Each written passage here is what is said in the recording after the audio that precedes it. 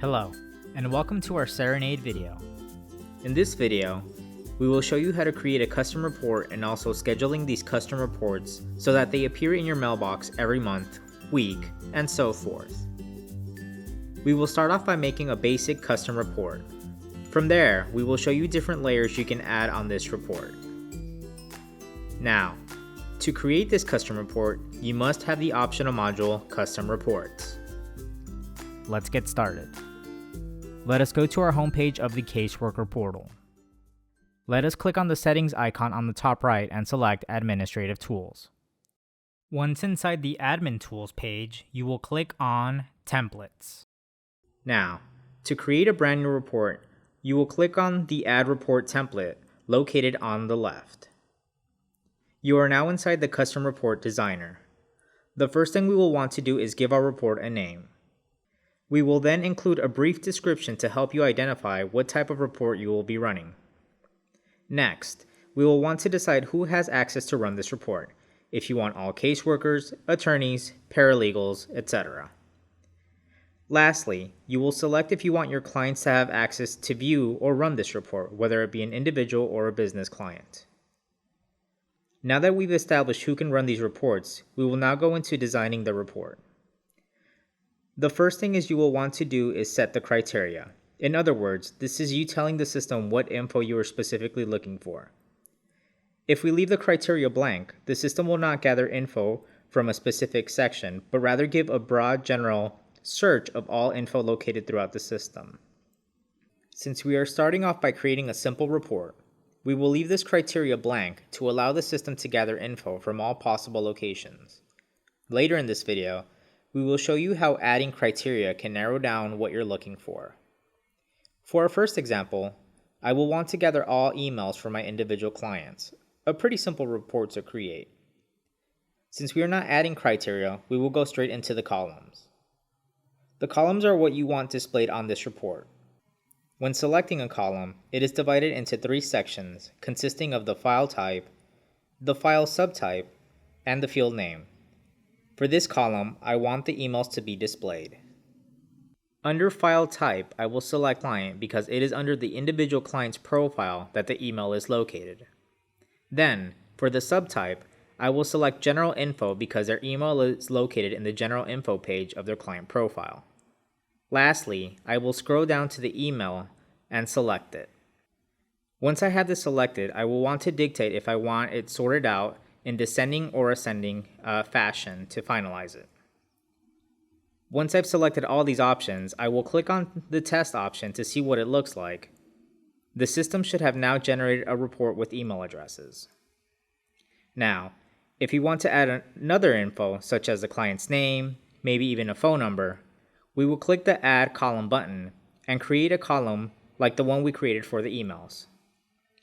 We will select Individual Client, General Info, and lastly, client's first name. Add another column, select Individual Client, General Info, and select client's last name. Finally, we will add another column, select Individual Client, General Info, and then select Cell Phone. If we click on Test, we will see that the report has been generated what we selected: the email, the first name, the last name, and the cell phone number. The possibilities of what you can add to your report are endless. Basically, much of the info you have on your profiles can be displayed on this report by simply adding new columns. You can also do something similar with info located in other sections, such as case info, billing, calendar, and so forth. Just as columns asking for client info, you would simply have to select the file type. In other words, where in the system is this info located? The subfile type, in other words, where within that file is that info located? And lastly, the field name, the piece of info you are looking for. Keep in mind, when you combine columns such as info from a case and columns asking for info from a client profile, the report will gather info from whoever you've set as a main party at the case level. Other parties tied to the case who are not chosen as a main party will be omitted on your report. Now, using our email example, let's say I want a report that lists what we mentioned above, but I also want to see what type of case process I am doing for this client. Because the case process is in the case profile itself, the system will take this into account and associate it with the main party you have set for the case. So, I will go to my file type, I will select case, I will select the file subtype as general info, and lastly, the field name I will select process. When I go to test this out, the system will generate the report with the case process my main client is doing, the email associated with the client, my main client's first name, last name, and their cell phone. If I want to add more things regarding the case or the client profile, I will proceed to repeat the same steps of adding new columns. The last thing to show you in the column section before moving on to adding criteria is these columns can sum up your listings or give the average. This will come in handy when creating billing reports. Once you've added columns with info such as payments, totals, or other, rather than you going one by one adding up the quantities listed, you can select the export footer on the right to sum up or average the quantities. If selecting sum, for example, when I run this report in Excel format, I will see a new line created at the end with the sum amount. Now that we've covered creating a simple report, we will move on to more advanced reporting involving adding criteria. As mentioned before, by omitting criteria, we are asking the system to run a general report of all files involved in your profiles. By adding criteria, we are asking the system to narrow down our search to find exact info. Let us continue using the example of gathering my client's email.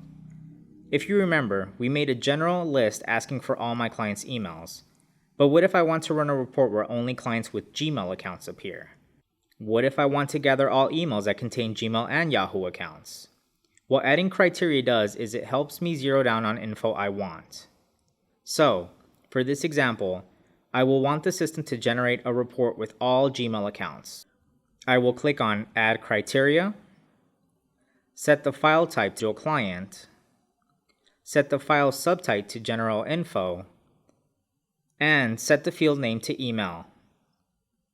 Next to it is where I will tell the system what type of report I want. In the comparison, I have numerous choices ranging from equal to not equal to. Since I want all Gmail accounts, I will select Contains in my comparison because I want the system to gather the emails that contain the keyword Gmail. In the field value next to it, I will type out Gmail.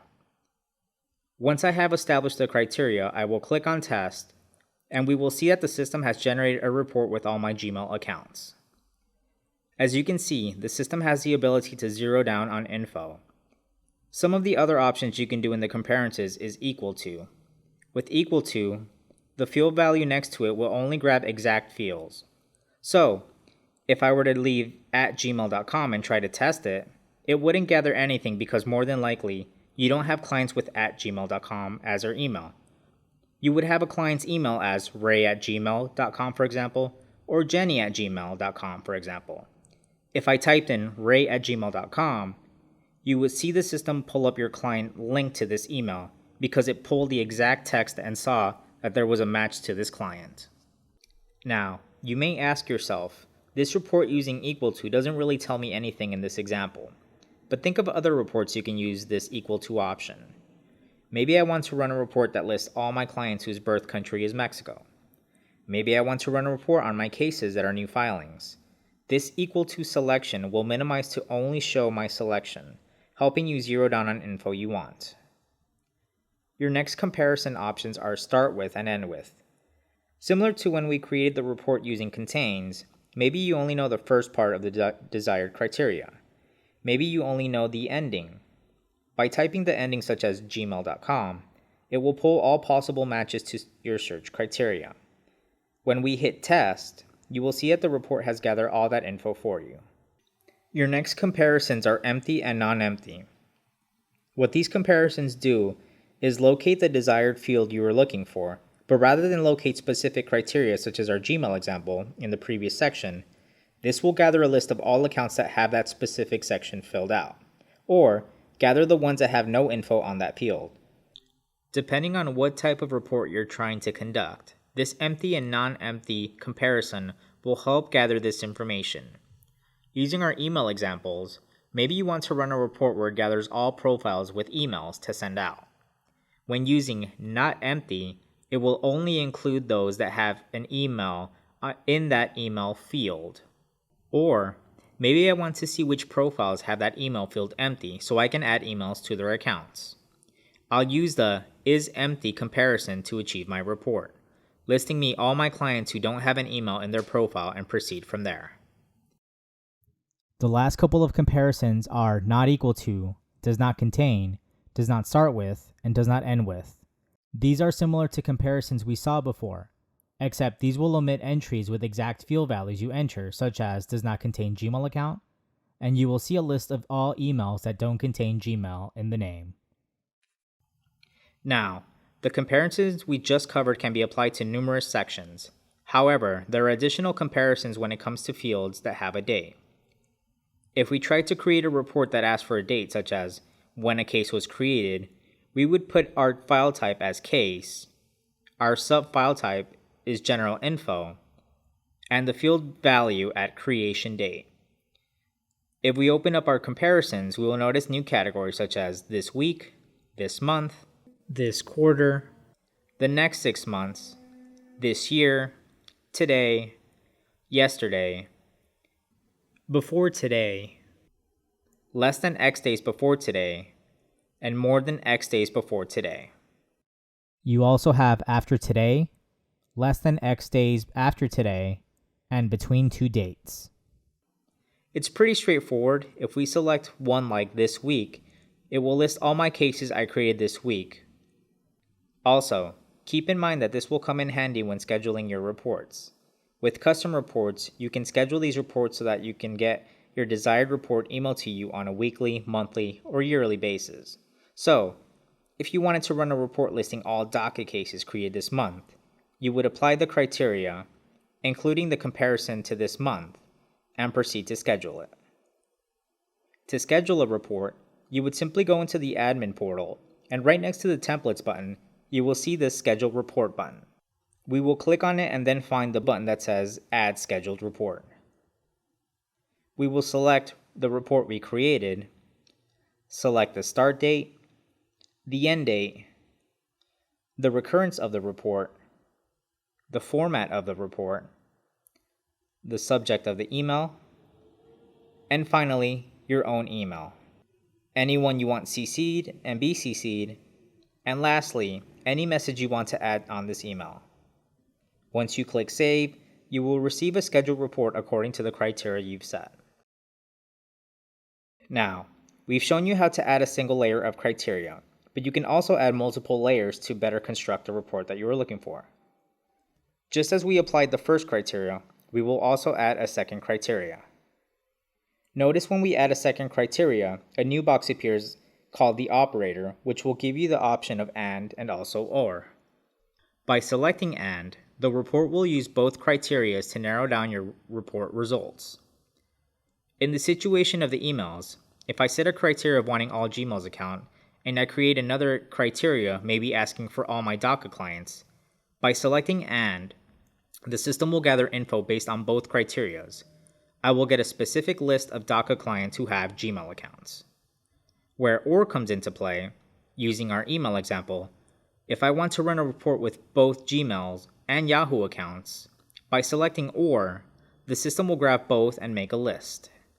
If I had selected and, in this case, the system would not pull up anything because you do not have a client who has both Gmail and Yahoo accounts in their emails. More than likely, you have one or the other. By selecting or, the system grabs both and proceeds to making a report with both. Now, the very last thing with our criteria is the importance of these and or functions in the operation. In our system, and takes a preference over or, meaning the system will grab two criteria binded by and gather that specific info over two criteria gathered by or. This comes into play when you have maybe 3 or more criteria with operators. So if I said I want a criteria listing my DACA clients and another criteria asking for Gmail accounts, have that operator for those two as and. Select a new criteria asking for Yahoo accounts and have its operator as or. The system will take the preference of and comparison before moving on to the or comparison.